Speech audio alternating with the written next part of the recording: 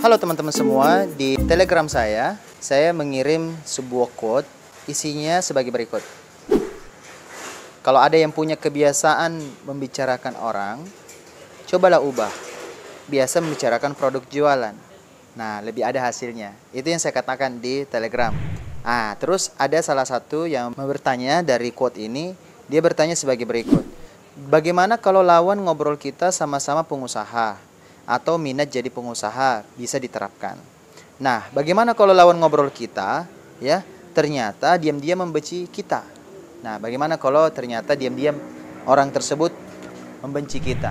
Begini teman-teman semua, ukuran benci ataupun suka itu bukan ukurannya di kita, tapi ukurannya pada orang lain. Yang penting bukan kita yang membenci. Rasulullah SAW ketika berdakwah, Anda tahu bagaimana yang paling dikenal sebagai amin, amanah adalah sosok Nabi. Tapi faktanya itu ada aja juga yang tidak menyukai dakwah Nabi. Tapi faktanya juga ada juga yang mencintai Nabi.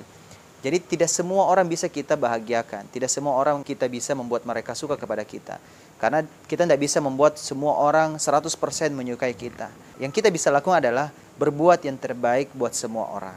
Kadang selalu gampang mengiyakan atau menjanji atau mengucapkan kata yes kepada semua orang. Hati-hati, waspada. Karena di waktu yang sama akan ada orang yang kecewa ketika kita tidak memenuhi janji kepada orang-orang tersebut. Contoh, ada yang membuat janji sama kita hari Senin. Lalu kita janji lagi kepada orang yang berbeda bahwa kita bisa ketemu hari Senin. Baru ada orang ketiga di hari Senin juga. Ternyata di hari Senin itu bertepatan waktunya. Mohon maaf teman-teman semua, niscaya walau misalnya Anda memenuhi satu undangan atau 2 orang, tapi ada orang ketiga yang kecewa yang sudah Anda janji juga di hari yang sama. Itulah kenapa kita tidak boleh sembarang berjanji, tidak boleh juga sembarang mengatur jadwal yang tidak bisa kita penuhi. Mungkin berawal dari situ, kita terlalu gampang berumbar kata. Mengumbar kata-kata, menjanji kepada sesama, akhirnya banyak yang kecewa. Nah, sebenarnya kuncinya ada pada diri kita. Kita bisa melihat respon atau sikap kita kepada apa yang dilakukan oleh orang lain kepada kita. Jadi kejadian itu semuanya netral. Semua apa yang terjadi pada diri kita terhadap lingkungan kita itu semuanya netral. Sampailah kita yang menyikapinya seperti apa. Kalau kita bersikapnya positif, maka kita akan mendapati segala hal yang terjadi itu positif. Tapi kalau kita menyikapinya negatif, maka juga yang terjadi juga negatif. Itulah kenapa kita dulu yang merespon apakah kita bisa menyimak, melihat, merespon, menyikapinya dengan baik atau tidak. Jadi kembali lagi, kalau ada yang membenci kita, ingat, kita tetap berbuat baik kepada dia. Bisa jadi dia membenci kita karena kita lebih berprestasi.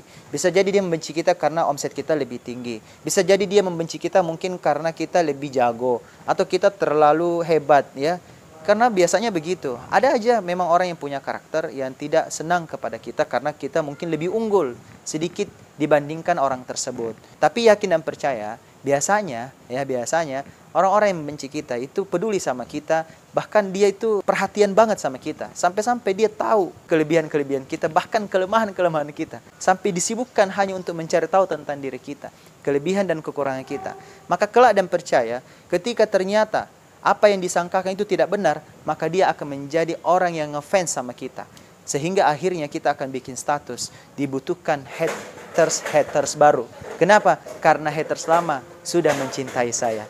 Kalau Anda akan bikin status seperti itu. Karena memang orang yang sudah di atas, ibarat pohon, kita tahu bahwa lihatlah pohon-pohon yang ditiup oleh angin. Terpaannya memang kencang. Karena memang resikonya di atas sana. Tapi kalau Anda tidak mau ambil resiko dibicarakan oleh orang lain, dibenci oleh orang lain, cobalah Anda seperti rumput yang diinjak-injak. Rumput yang berada di bawah. Tentu Anda tahu posisi rumput itu ada di bawah. Gampang diinjak, gampang seperti itulah. Kondisinya berbeda dengan pohon yang tinggi di atas. Namun sebelum kita menjadi pohon yang tinggi, kuatkan dulu akarnya. Terkadang kita biasa hanya melihat pohon itu ketika sudah tinggi menjulang ke atas. Anda tidak tahu bagaimana akarnya begitu dalam menjulang di bawah sana.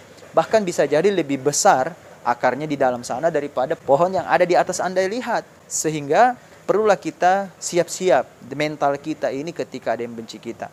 Yakin dan percaya ketika ada yang benci kita, sebenarnya di waktu yang sama Anda sedang naik kelas, Anda sedang naik level. Anda tidak gitu-gitu aja lagi dalam kehidupan. Sehingga responlah dengan sesuatu dengan bijaksana. Sebagaimana Rasulullah walaupun misalnya dimaki oleh keluarganya sendiri, ya, tapi yakin dan percaya ada saja orang-orang yang tetap mendukung kita. Akan selalu ada yang mensupport kita.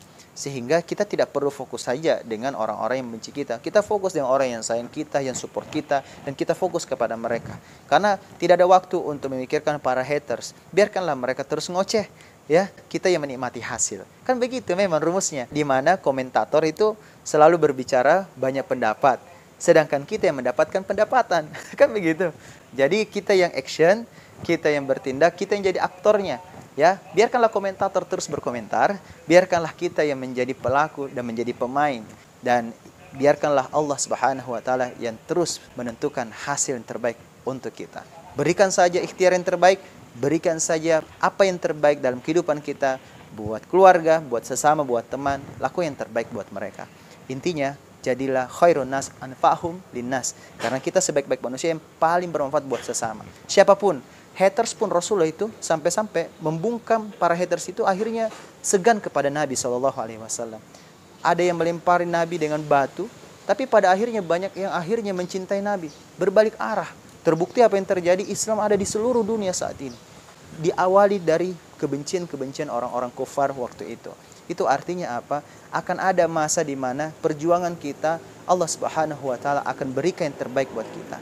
Nah, sekarang saatnya kita pahami bahwa bighairi hisab. Ternyata pahalanya orang-orang yang sabar itu pahalanya tanpa batas. Bayangkan, berbeda kalau pahala bersyukur, dia hanya dilipat gandakan 2 kali lipat. Sedangkan orang yang sabar pahalanya tanpa batas. Amazing kan?